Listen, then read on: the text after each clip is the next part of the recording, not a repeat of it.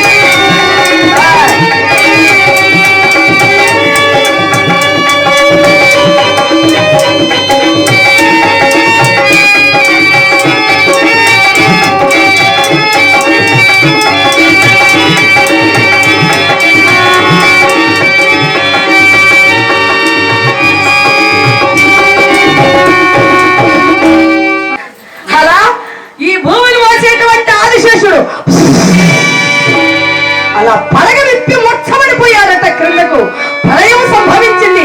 కాకులు అరిచాయి, కుట్టుకోపలు అరిచాయి, గాడులు ఓడించాయి, సప్త సాగరములు ఒక్కసారి ఓడమన్నాయి.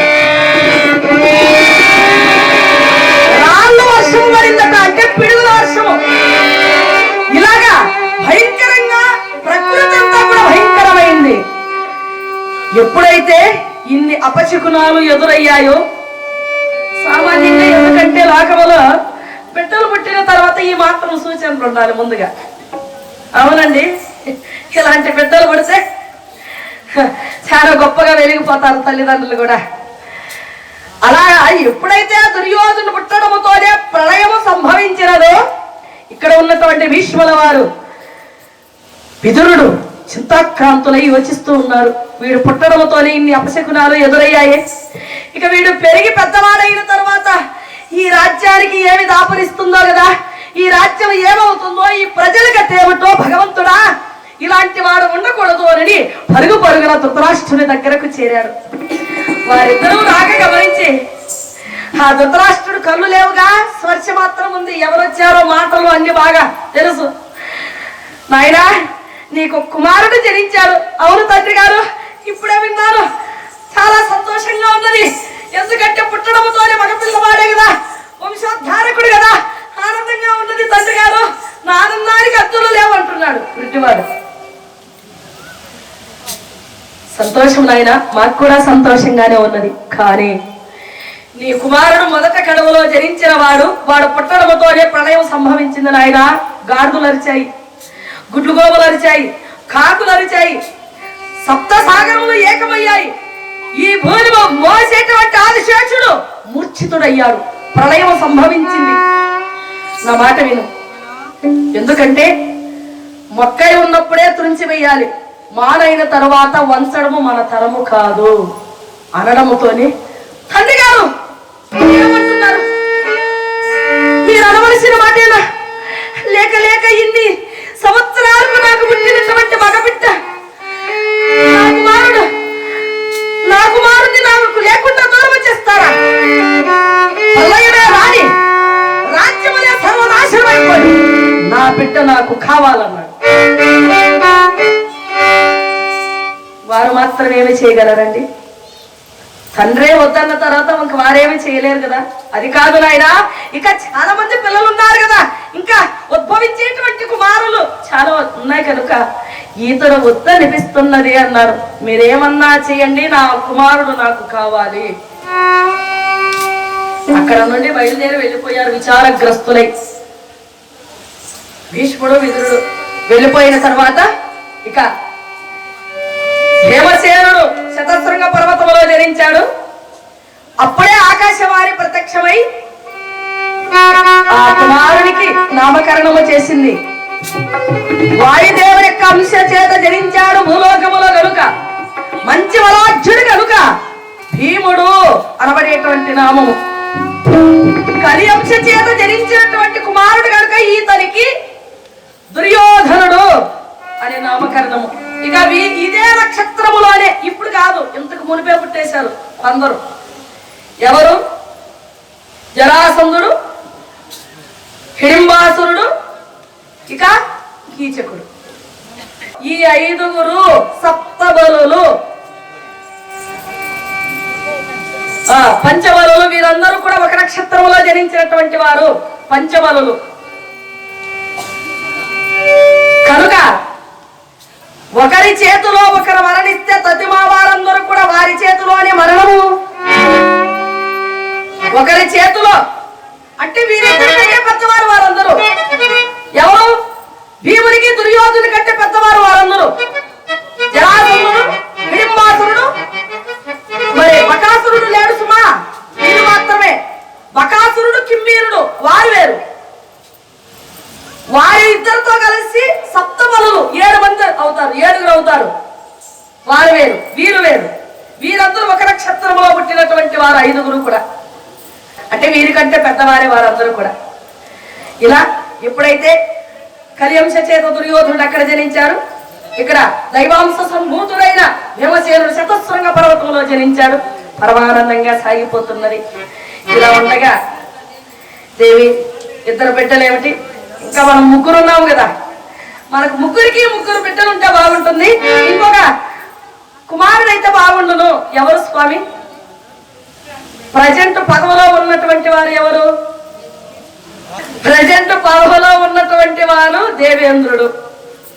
దేవేంద్రుడి అంశచే ఒక కుమారుడు కావాలి. కానీ పదవిలో ఉన్నాడు కనుక ఆయన అంత తొందరగా రావడానికి ఆయనకు సెక్యూరిటీ, ఎందుకంటే ముందుగానే ఆయన రావడానికి అన్ని విధాలుగా తయారై ఉండాలి. ఆయన రావాలంటే సడన్ గా రావాలంటే కష్టం. ఆయనకు ఎన్నో ఉంటాయి సవాలక్ష, అక్కడ మీటింగ్ కానీ ఇక్కడ మీటింగ్ కానీ ఇక్కడంటూ అక్కడంటూ ఉంటాయి కదా. ప్రజెంట్ పదవిలో ఉన్నారు, ఆయన చాలా బిజీగా ఉంటారు. మరి దేవేంద్రుడు వచ్చేయాలంటే రాడు. ఆయన రాకకు 1 సంవత్సర కాలం వెయిట్ చేయాలి, అంటే తపస్సు చేయాలి.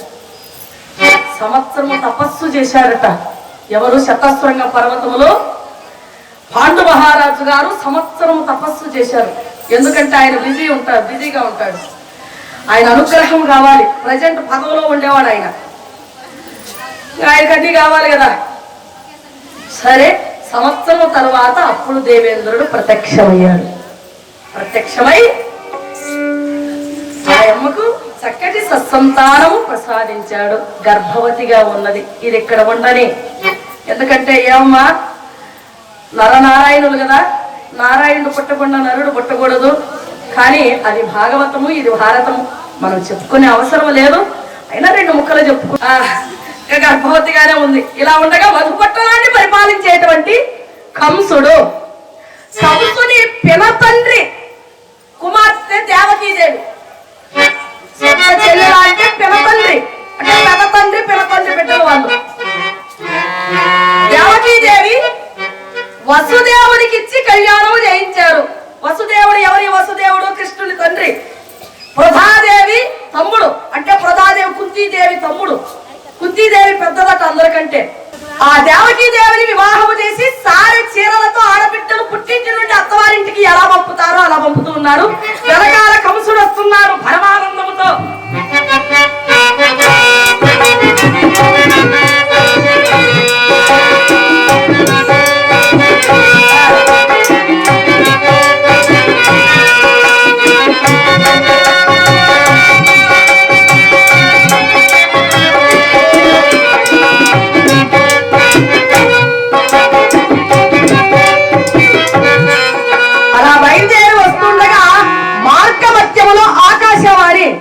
ఓయి కంస, సార చీరలతో తోడబుట్టినటువంటి ఆ దేవకీదేవిని తీసుకుని వెళుతున్నావు. కానీ నీ చెల్లెలు గర్భము అష్టమ గర్భములో ధరించబోయేటువంటి కుమారుని చేతనే నీకు మరణము.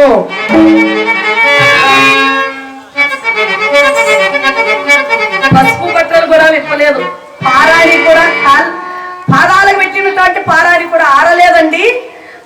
నవదంపతులు అది ఇద్దరు కూడా పసుపు బట్టలతో ఉన్నారు. అలా అత్తవారింటికి సాగనంపుతూ ఉన్నాడు. ఎప్పుడైతే ఆకాశవాణి నోట ఈ మాట విన్నాడో రథము నిలిపి బయలుదేరి వెళ్ళి ఇద్దరు ఉన్నటువంటి ఆ రథములేకి చేరుకున్నాడు. దంపతులు ఉన్న రథములేకి వెళ్ళి ఆమె జుట్టు పట్టుకొని కిందకిచ్చి రక్తాన్ని తీశారు ఆమెను సంహరించడానికి. వసుదేవునికి అర్థం కాలేదు. పరుగును వచ్చి చేయమనుకున్నారు. బావా ఏమి చేస్తున్నావు బావా? పసుపు బట్టలతో ఉన్నటువంటి దంపతులను అన్యాయంగా వధిస్తున్నారు. ఏ పాపము ఎరుగదే దేవకీదేవి, ఎందుకు వధిస్తున్నావు? ఏమి జరిగింది? ఈ అష్టమ గర్భంలో జరించబోయేటువంటి వాడే నాకు మారకుడు కనుక ఈమెనే వధిస్తే పుట్టేవాడు పుట్టడు, నాకు మరణము రాదు. అప్పుడు నేను అజేయుడను, మరణము లేదు కనుక నేను అజేయుడను. బాబా అందుకే మీరు సంభరిస్తావా? కనికరము లేదా నీకు? ఏ చేతులతో పెళ్లి చేయించావో ఆ చేతులతో వధిస్తావా? వద్దు బావా, ఈమె జరించబోయేటువంటి ప్రతి బిడ్డను నీకు అర్పణ చేసుకుంటాను అని అక్కడ నుండి ఇక పంపించలేను. మరణ ఆ ఇద్దరిని కూడా చెరసాలలో బంధించేశాడు. అక్కడ ఉన్నటువంటి సోల్జర్స్ కాపలాధారులకు పుట్టినటువంటి బిడ్డను నాకు అర్పణ చెయ్యాలని హుషారంటూ అక్కడ ఉన్నటువంటి భటులు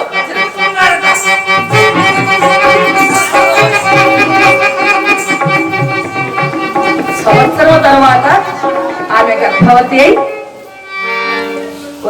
బిడ్డకు జన్మనిచ్చింది. జన్మనిచ్చిన తర్వాత ఆ బిడ్డను కంసుడికి అప్పచెప్పారు.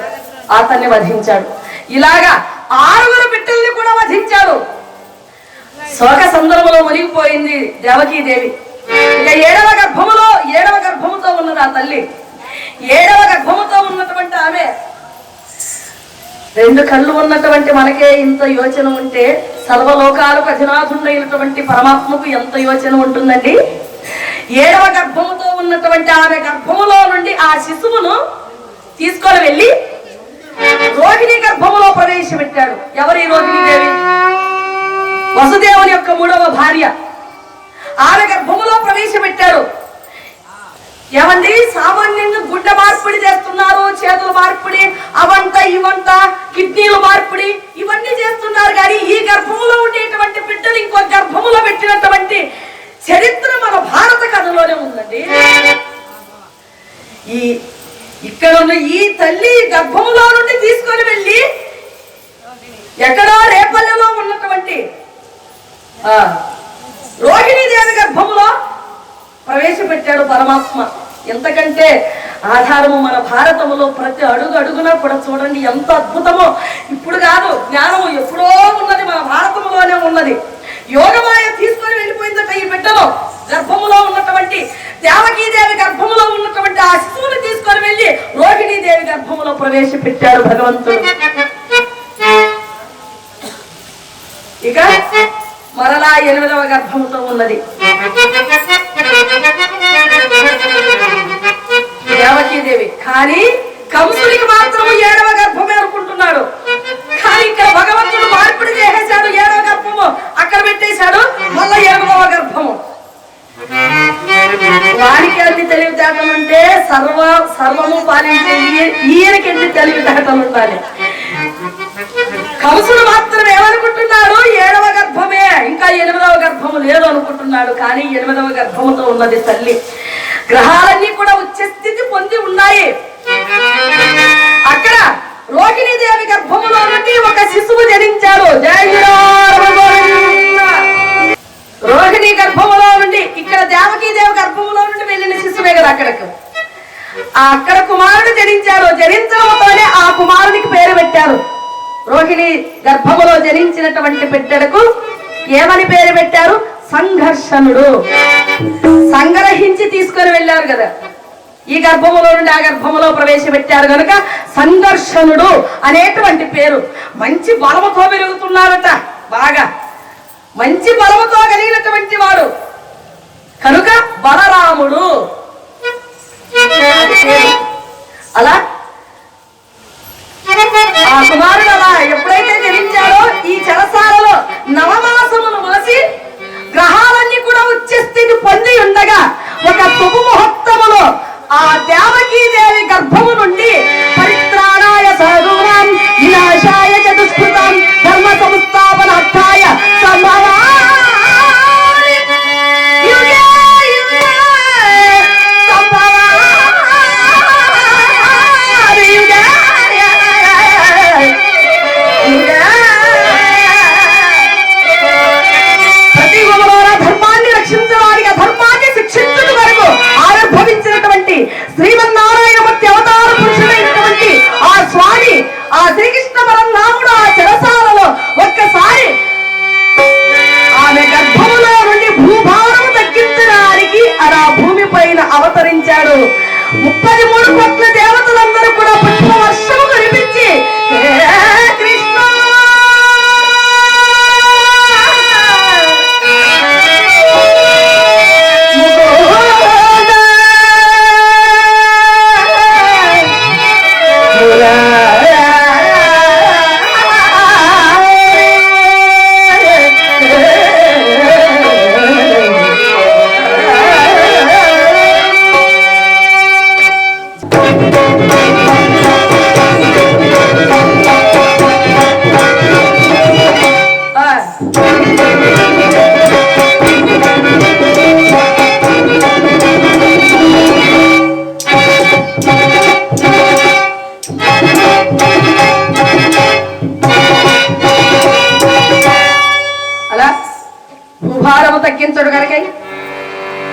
దుష్ట శిక్షణ శిష్ట రక్షణాపరుడైనటువంటి ఆ గోపాలదేవుడు చెరసాలలో జనించాడు. ఇక రేపల్లెకి తీసుకొని వెళ్ళి అక్కడ పెరుగుతున్నాడు శ్రీకృష్ణ పరంధాముడు నంద యశోదల దగ్గర. ఇదిలా ఉండగా మరి పరంధాముడు అక్కడ జనించాడు కనుక ఇక్కడ శతశృంగ పర్వతములో ఫల్గుని నక్షత్రములందు ప్రజెంట్ ఇంద్రుడు కదండి పదవిలో ఉన్నటువంటి వాడు ఆయన. ఆ ఇంద్రుడి యొక్క కృప కటాక్ష వీక్షణములతో శతశృంగ పర్వతాలలో కుంతీదేవి నవమాసములు మోసి ఫల్గుని నక్షత్రములో చక్కటి కుమారులకు జన్మనిచ్చింది ఆ అమ్మ. జాయింద్రారమణ గోవింద, లక్ష్మీరమణ గోవింద, ప్రహ్లాదవరద గోవింద, ఏడుకొండలవర వెంకటరమణ గోవింద. అలా పుట్టినటువంటి ఆ కుమారునికి ఆకాశవాణి ప్రత్యక్షమై ఆ అబ్బాయికి చక్కగా నామకరణము చేసింది. పాండు మహారాజా, ఈ కుమారుడు సామాన్యుడు కాదు, దేవతలందరినీ జయించగలడు, అలాగే దేవేంద్రుణ్ణి కూడా జయించగలడు, అగ్ని చేత ఖాండవ వనాన్ని కాల్పింపగలడు. ఈ సర్వలోకాలకు అధినాథుడైనటువంటి గోపాల దేవుడే ఈయనకు సారథి కాగలడు. అన్నగారి చేత రాజసూయ యాగము అశ్వమేధ యాగాది క్రతువులు చేయించగలడు. ఈ కుమారుడి వల్లనే నీ వంశము కూడా ఉద్ధారకమవుతుంది, ఉద్ధరింపబడుతుంది అని ఆకాశవాణి చక్కగా ఆ కుమారునికి ఫల్గుని నక్షత్రములో పుట్టాడు కనుక ఫల్గునుడు. అయితే అర్జునుడు అనబడేటువంటి నామకరణము. అలా కుమారులు జనించారు. ఇక ఇక్కడ ఉన్నారు కదా అసలైనటువంటి వారు. హస్తినాపురములో ఒక్కొక్కరే జనిస్తున్నారట. ఒక్కొక్క కడవలో ఒక్కొక్కరు, ఒక్కొక్క కొండలో నుండి ఒక్కొక్కరు. బాగా వర్షాలు పడితే పుట్టగొడుగులు లేస్తాయి చూడండి, అలా ఉన్నదట వరస. ఒక్కొక్క కడవలో నుండి ఒక్కొక్కరు పుడుతూనే ఉన్నారట. ఒక్కొక్కరు అలాగా అలా కుమారులు జనిస్తూనే ఉన్నారు. అందులో దుర్యోధనుడు, దుశ్శాసనుడు, దుస్సకుడు, దుశ్శీలుడు, జలసంధుడు, సముడు, విందుడు, అవిందుడు, దుర్దర్శనుడు, సుభాగుడు, దుష్ట ప్రదర్శనుడు, దుశ్శసుడు, దుర్ముఖుడు, దుర్మర్ణుడు, కరుణుడు, వికరుణుడు, సూర్యుడు, శరుడు, సత్వుడు, సులోచనుడు, చిత్రుడు, ఉపజిత, చిత్రాక్ష, జాతుడు, శరాసను, దుర్మధు, దుర్విగాకు, విత్రుడు, నాదు, సునాభుడు, నందుడు, పునందుడు, చిత్రమాలి, చిత్రవర్మ, సువర్మ, దుర్యోధనుడు, యోమాహ, మహాభా, చిత్రకుండలు, వేగుడు, వేమనుడు, బలాగ్, భరతుడు, ఉగ్రాయుడు, కనకాయ, దుడాయుడు, హస్తుడు, సంవత్సరం, మాత్రేయుడు, సంవత్సరం, సాధ్యుడు, కేతుబాహు, నాగదు, చక్రమాయ, కవచుడు, శంకుడు, కుండుడు, గుండుదారుడు, దంతుడు, గురుడు, భీమరుడు, వీరబాగ, ఆరణపుడు, ఊపయుడు, రౌద్రకాముడు, దుర్నుడు, నదాదృషి, కుండమేది, వినావి, తెలుగులోచను, యూదారు, కనకమోజుడు, కుందాసి, వేజుడు, దుశ్చరుడు, దుస్సల. చివరిగా లక్ష్మి లాంటి అమ్మాయి జరించిందట. దుస్సల అనబడేటువంటి అమ్మాయి ఒక కుమార్తె. ఇలా ఒక్కొక్కరు జరించారు. 101 సంతానము. ఇక అక్కడ ముగ్గురు మాత్రమే ఉన్నారు, ధర్మజ, భీముడు, అర్జునుడు. చూసిందట మాద్రీదేవి భర్త దగ్గరకు వెళ్ళి, స్వామి, ఆడదై పుట్టే కంటే అడవిలో వృక్షమై పుడితే చాలా బాగుండేది స్వామి. ఎందుకంటే వచ్చి వెళ్ళేటువంటి వారికైనా కాస్త నీడనిచ్చునేమో వృక్షమై పుట్టిన అడవిలో.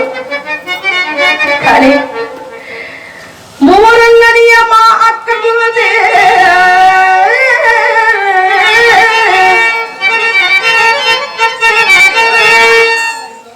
స్వామి, నూరుగురు గాంధారి కొమరునా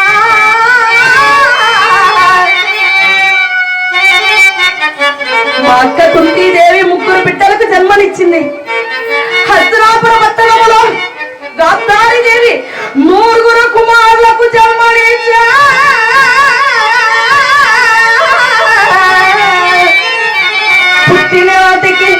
పుట్టినింటికి మెట్టినింటికి కీర్తి తేనినా జన్మనేల.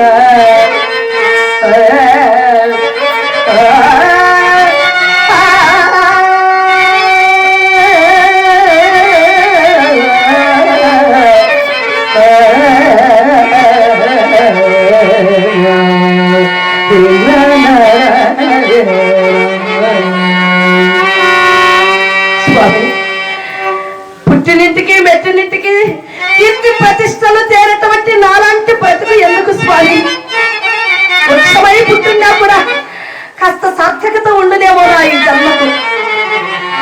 వారేమో తల్లులయ్యారు, నిర్భాగ్యురాలునై నేను ఉండిపోయాను అని బాధపడుతూ ఉండగా కుంతి, స్వామి మాతరి బాధపడుతున్నది, ఆమెకు కూడా మంత్రాన్ని ప్రసారించకూడదు.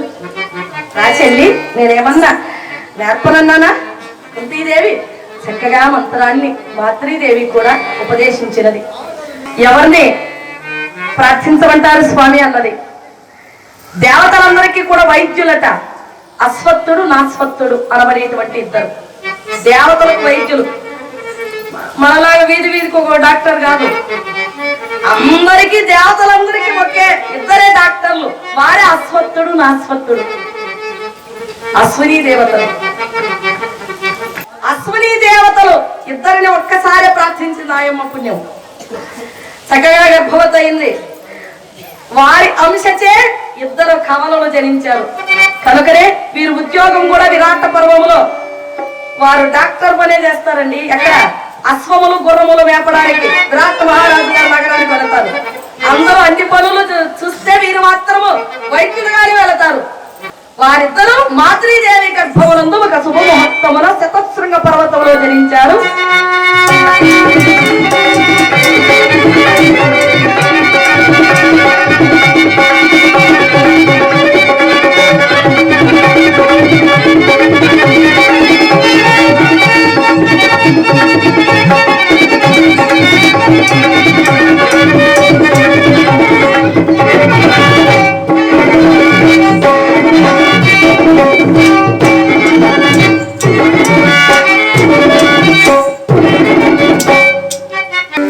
కమలలిద్దరు జనించారు. నకుల సహదేవులు, 5 కుమారులు.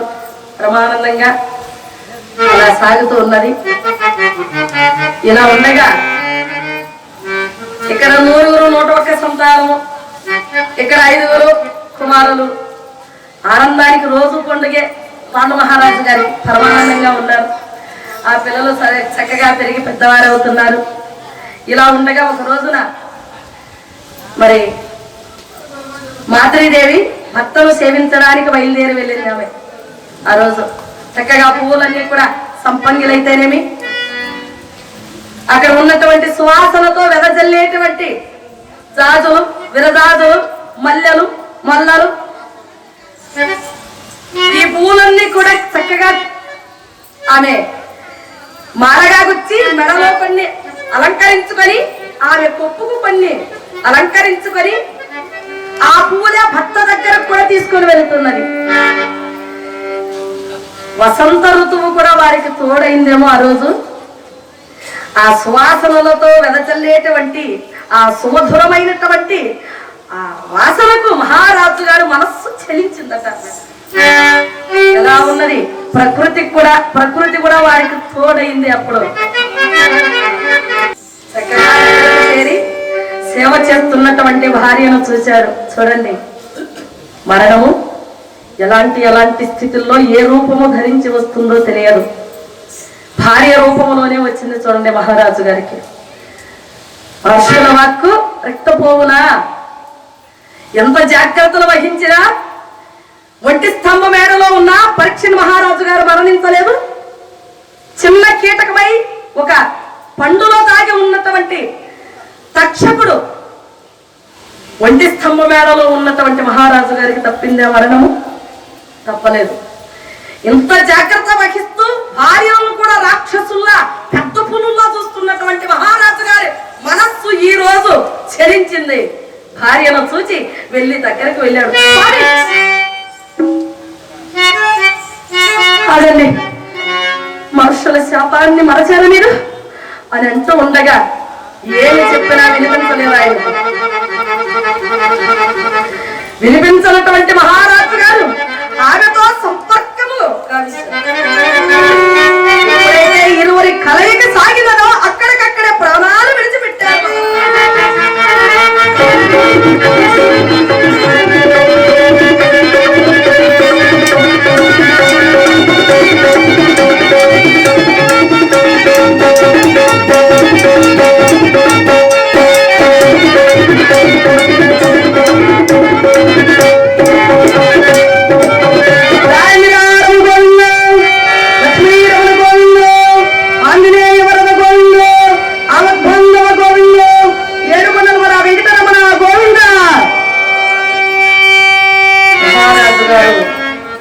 అక్కడి ప్రాణాలు విడిచిపెట్టారు. ప్రజలు వచ్చింది అక్కడకు కుంతీదేవి బిడ్డలతో చూచింది. పదాలపై రాలిపోయి ఇద్దరు కూడా భయంకరంగా విలపించారు. ఎంత విలపించినా పోయినటువంటి వారు తిరిగి రారు కదా. ఇదే ప్రశ్న యక్ష ప్రశ్నల్లో పాండవులు అరణ్యవాసము పూర్తి చేసేటువంటి సందర్భంలో యక్ష ప్రశ్నల్లో యక్షుడు అడుగుతాడు ధర్మరాజు గారు, నీ తమ్ములందరూ కూడా ఈ విషపు కొలనులో నీరు త్రాగి నేను అడిగినటువంటి ప్రశ్నలకు సమాధానం చెప్పకుండా మరణించారు. నేను ప్రశ్నలు అడుగుతాను, నువ్వు జవాబు చెప్పు, నీ తమ్ములను బ్రతికిస్తాను అంటాడు యక్షుడు.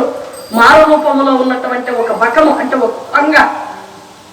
స్వామి అంటే ప్రశ్నలన్నీ అడిగిన తర్వాత చివరగా ఒక ప్రశ్న వేస్తారు ధర్మరాజుకు యక్షుడు. ఇవే యక్ష ప్రశ్నలు అరణ్యవాసములో. ఏమిటి స్వామి అంటే, ప్రపంచంలో చిత్రాది చిత్రముల కంటే విచిత్రమైనటువంటి చిత్రం ఏమిటి ధర్మనందనా అని అడుగుతాడు. బాగా యోచించి చెప్పవయ్యా అంటాడు ధర్మరాజు గారు. స్వామి, ప్రపంచంలో చిత్రముల కంటే చిత్రమైనటువంటి విచిత్రము చచ్చిన వాణ్ణి చూచి బ్రతికిన వాడు ఏర్పడము మహా చిత్రము.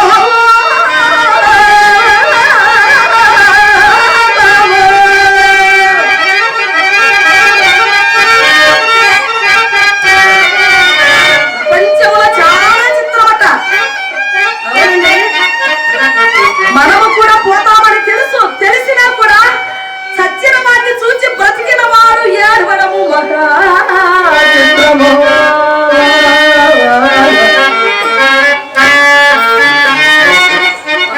చిత్రము మరణించి ఉన్నటువంటి భర్త పాదాలపై రాలిపోయి ఇద్దరు కూడా చిన్న చిన్న పిల్లలు, స్త్రీలిద్దరు ఏమి చెయ్యాలి, ఇప్పుడు ఎక్కడికి వెళ్ళాలి వారు? ఈ పిల్లలు నా పిల్లలు అని చెబితే ఎవరు సాక్ష్యము? పాండు మహారాజు గారికి పుట్టారని ఎక్కడ గ్యారెంటీ? నమ్మకం ఏమిటి? పెద్దలు రేపు ప్రశ్నిస్తే ఏమని సమాధానము చెప్పగలరండి ఆ తల్లులు ఇద్దరు? ఒకసారి యోచించండి. వారికి వెనకాల నిలిచి మేము సపోర్ట్ గా నిలిచి మేము ఉన్నాము, నీకు ధైర్యంగా అని చెప్పేటువంటి భర్త లేడు. ఎక్కడో అరణ్యాలలో ఉన్నారు. వీరి మాట వింటారా వారు? ప్రజలు వింటారా? ధృతరాష్ట్రుడు వింటారా? భీష్ముడు వింటారా? అక్కడ ఉన్నటువంటి విదురుడు వింటారా? చుట్టాలు వింటారా? తల్లిదండ్రులు వింటారా? స్నేహితులు వింటారా? బాంధవ్యులు వింటారా? బంధువులు వింటారా? ఎవరు వింటారండి? నిజంగానే పాండు మహారాజు గారు పుట్టారా మీరు? ప్రశ్నగానే మిగలలేదా? వారి పుట్టింటికి వెళ్దామా? మరి పిల్లలు ఈ వంశము పేరు నిలిపి ఈ వంశాన్ని ఉద్ధరించవలసినటువంటి పిల్లలను వేరొక దగ్గరకు తీసుకొని వెళ్ళకూడదు. వారి పిల్లలు వారికి అప్పచెప్పాలి. ఆ తల్లులు ఇద్దరు కూడా భర్త పోయిన తరువాత అలా పిల్లలను చూస్తూ నిస్సహాయ స్థితితో కన్నీటి ధారంతో అలా భర్త పైన పడిపోయి కంట ధార కారుస్తున్నారు. ఇప్పుడు ఏమి చెయ్యాలి? ఎక్కడికి వెళ్ళాలండి స్త్రీలు? అటు అత్తింటిని ఇటు పుట్టింటిని సంరక్షించవలసినటువంటి స్త్రీలకు ఎన్ని పరీక్షలండి, ఎన్ని గండాలండి, ఎన్ని అవమానాలండి. పిల్లలు రాకపోతే ఇది గొట్టాలు అంటారు. పిల్లలు పుడితే వారు సవ్యమైనటువంటి మార్గంలో పెట్టకపోతే అది ఒక బాధ. ఇంతవరకు పుట్టారు, పుట్టినటువంటి బిడ్డలు పుట్టడంతోనే భర్త మరణించారు. నిజంగా ఆయనకే పుట్టారా? ఇదొక ప్రశ్న. శోక సముద్రంలో మునిగిపోయారు ఆ తల్లులిద్దరు కూడా. శతస్త్రంగా పర్వతవాసులందరూ కూడా దగ్గరకు చేరి ఓదార్చారమ్మా, మీరు బాధపడవద్దండి తల్లి, ఈ పిల్లలు పాండు మహారాజు గారి ప్రసాదమేని మేము చెబుతామమ్మా. ధైర్యంగా వచ్చారు శతశృంగ పర్వతవాసులు, తపస్సు సంపన్నులందరూ మేమున్నాము. దైవ ప్రసాదితమైనటువంటి ఈ పిల్లలు సామాన్యులు కాదు, పాండు మహారాజు గారి యొక్క సంతానమే. శతశృంగ పర్వత వాసులు అక్కడికి వచ్చారు కనుకనే దిక్కులేని వారికి దేవుడే దిక్కు అని ఊరికి అనలేదండి. దిక్కులేనటువంటి స్థితిలో అయోమయములో ఉన్నటువంటి ఆ తల్లులు ఏమి చెయ్యాలో ఎక్కడికి వెళ్ళాలో అరణ్యములో ఉన్నారు. నానేవారు లేరు, మిత్రులు లేరు, స్నేహితులు లేరు, బంధువులు లేరు, చేరదీసేటువంటి వారు లేరు. పర్వత వాసులందరూ బాధపడవచ్చు తల్లి. అప్పుడు ఎంతంత సంవత్సరాలు పిల్లలకు, ధర్మరాజుకు 5 సంవత్సరాలు, భీమునికి 4, అర్జునికి 3, కవలలు ఇద్దరు ఒకేసారి తల్లి గర్భంలో జనించారు గనుక కవల పిల్లలు గనుక 2 సంవత్సరాలు ఏమైపోయి ఉంటారండి ఆ తల్లులిద్దరు. పర్వత వాసులందరూ కూడా బయలుదేరి వచ్చి, మా మరణం అనేది ఏ రూపములో ఎవరిని ఎలా వెంటాడుతుందో తెలియదమ్మా. మృత్యు ద్వారము తెరిచిన తర్వాత నువ్వైనా నేనైనా అందులో ఒకటేనమ్మా. దానికి అందులో అడుగు పెట్టక తప్పదు తల్లి. ఈ రోజు అయినా రేపు మనము కావచ్చు. మరణము వచ్చడి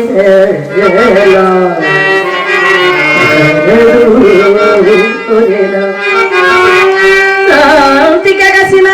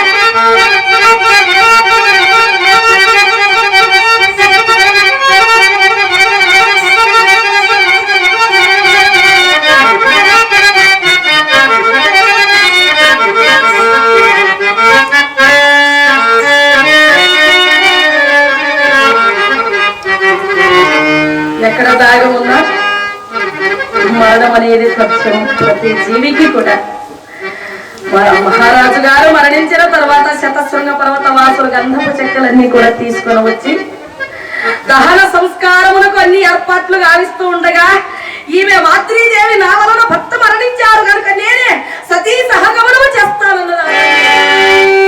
గట్టిగా పట్టుకున్నది పెద్ద భార్య కుంతీదేవి. అమ్మా, నువ్వు చిన్నదానం,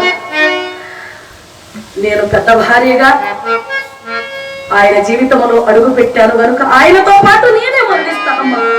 ఈ పిల్లలను చూస్తూ ఈ పిల్లలను సంరక్షిస్తూ నువ్వు ఉండు తల్లి. అక్కయ్య, నా వలన బాధుడు మరణించాడు కనుక నేనే ఆయనతో పాటు వెళ్తాను. అయితే ఇక్కడ కొందరు కథ చెబుతారు. గంధపు చెక్కలు తీసుకురావడానికి వెళ్ళినప్పుడు, అంటే మరణించకనే పాండవ మహారాజు గారు మరణించకనే ఆయన శవాన్ని, అంటే మృతదేహాన్ని 5 పాండవులు తినండి నాయన అని చెప్పారని. ఇది మన భారతంలో లేదు, వ్యాస భారతంలో లేదు. ఇది ద్రవిడ భారతం, అంటే ద్రవిడ భారతంలో ఉన్నది. మన భారతంలో ఇది మాత్రమే ఉన్నది. ఒకవేళ చెప్పాలనుకుంటే రాయబారంలో చెప్పుకుందాం ఆ విషయం. గర్భవతి అంటే వారి కలయిక ద్వారా మాతృదేవి పాండవ మహారాజు గారు అప్పుడు కలయిక జరిగిన తర్వాత మరణించాడు కనుక ఆయన వీర్యం గర్భములో ఉండిపోయిందట ఆమెకు. మాతృదేవి పర్వతవాసులు మునీశ్వరులు, అమ్మ ఆయన వీర్యము నీ గర్భములో ఉన్నది కనుక నువ్వు ఆయనతో సతీ సహగమనము చేయడానికి అనర్హురాలవు అని మంత్ర ప్రభావముచే ఆమెలో ఉన్నటువంటి ఆ వీర్యాన్ని శంఖములేకి తీసుకున్నారట. మునీశ్వరులు వారి దగ్గర భద్రపరిచారు. ఈమె మరలా పనికొస్తుంది. ఈమె అక్కడ నుండి అనేకమైనటువంటి గంధపు చెక్కలు తీసుకొని వచ్చి చక్కగా పాండు మహారాజు గారి దహన సంస్కారములు. ఆమె కూడా మాతృదేవి బ్రతికుండగానే భర్తతో సతీ సహగమనము చేస్తుందండి. ఎంతో పుణ్యశీలండి నిజంగా. కనుకనే ఇప్పుడు లేదు ఆచారం, ఆ పద్ధతి. ద్వాపర యుగానికి అది నిషేధం. సతీ సహగమనము చేసింది ఆ తల్లి. ఇక శతశృంగ పర్వతవాసులు పాండవులను కుంతీదేవిని తీసుకొని హస్తనాపుర పట్టణానికి బయలుదేరడానికి వారందరూ కూడా సంసిద్ధులై ఉన్నారు. అస్థికలు, మాద్రీదేవి అస్థికలు, పాండు మహారాజు గారి అస్థికలు తీసుకొని బయలుదేరి భగవన్నామగానముతో హస్తనాపుర పట్టణానికి బయలుదేరారు.